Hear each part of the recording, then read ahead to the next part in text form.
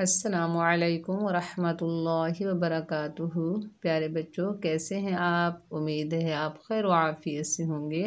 अल्लाह ताला से दुआ है अल्लाह ताला आपको ज़िंदगी के हर मैदान में कामयाबी अता फरमाए, अपने वालिदैन का फरमाबरदार, आँखों की ठंडक और दिल का सुकून बनाए। आमीन सुम्मा आमीन। प्यारे बच्चों, पिछली क्लास में हमने मखरज नंबर 7 सीख लिया है। मखरज नंबर 7 है हरूफ़े शजरिया यानी जीम, शीन, या।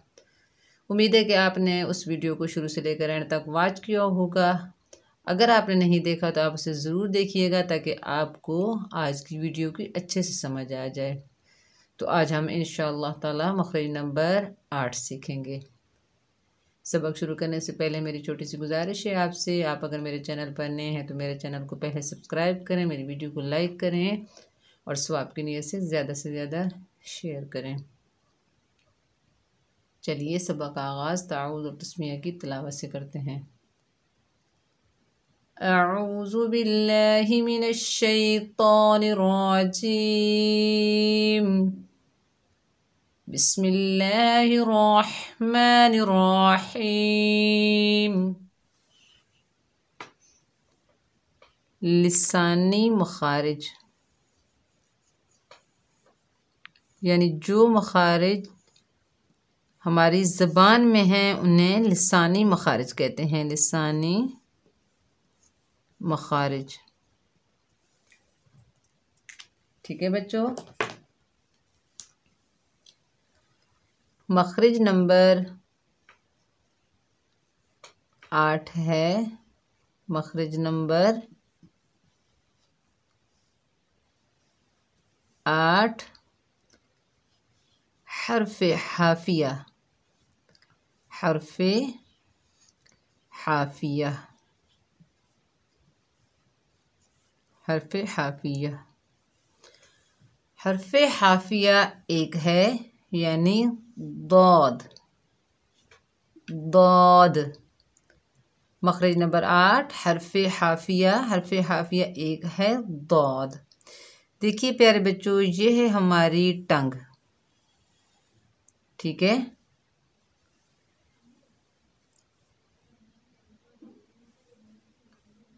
हमारी ज़बान के ये जो मोटे हिस्से हैं यानी ज़बान की जो करवटें हैं इन्हें हाफ़तुल लिसान कहते हैं, ठीक है।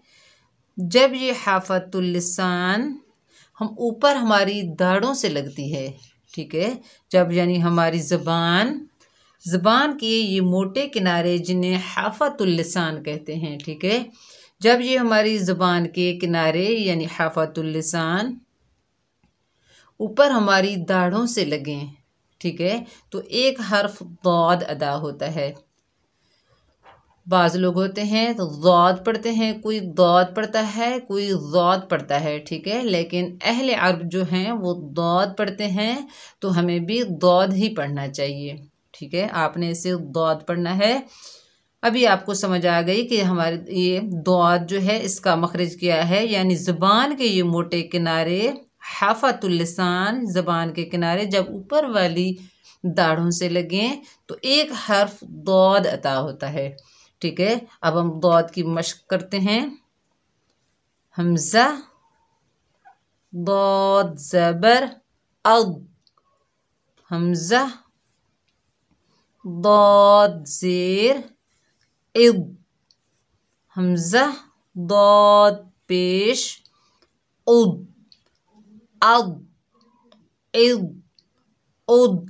आपने ख़ास ख्याल रखना है कि अद इस तरह नहीं पढ़ना। हमज़ा दौद ज़बर अद इस तरह नहीं पढ़ना क्योंकि कलकला हो जाएगा। इसमें एक गूंज सी पैदा होती है जैसे अद।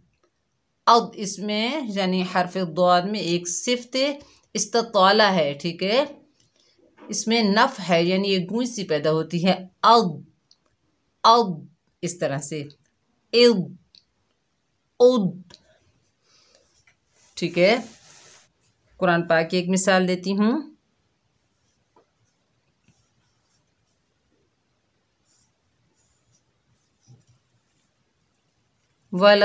दौलीना। देखिए वलद, वलद नहीं बोल रहे ना हम, वलद दो इस तरह नहीं पढ़ रहे ना, इसके मखरज में हमारी जबान रुक जाएगी, जैसे दौद के मखरज में जबान रुक जाएगी। वलद, वलद दौलीना। इसे कैसे अदा करेंगे? वलद, वलद इस तरह से, ठीक है। मखरज नंबर 8 है हर्फ हाफिया। ये है हमारी टंग। देखिए ये ज़बान के मोटे किनारे जिन्हें हाफतुल लिसान कहते हैं, जब ये हमारे ज़बान के मोटे किनारे हमारी ऊपर दाढ़ों से लगेंगे तो एक हर्फ दौद अदा होगा, दौद, ठीक है। तो इसकी मश्क कैसे करेंगे? अद, हमज़ा दौद ज़बर अद, हमज़ा दौद ज़ेर इद, हमज़ा दौद पेश उद, अद इद उद। आपने ये ख्याल रखना है कि अद नहीं करना, अद इद उद इस तरह नहीं करना, क्योंकि कलकला पैदा हो जाएगा, ठीक है। कुरान पाक की मिसाल देखिए, वलद, वलद दौलीना।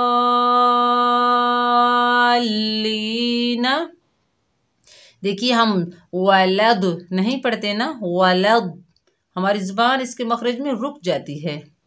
वलद दौलीना। उम्मीद है कि मखरज नंबर 8 हर्फ हाफिया की आपको अच्छे से समझ आ गई होगी। तो आपने इसकी प्रैक्टिस करनी है, इसे अच्छे से याद करना है ताकि आपको मखारिज की अच्छे से समझ आ जाए। तो इंशाअल्लाह मिलते हैं नेक्स्ट वीडियो में। अपना बहुत सारा ख्याल रखिएगा, दुआओं में याद रखना। अस्सलामु अलैकुम व रहमतुल्लाहि व बरकातुहू।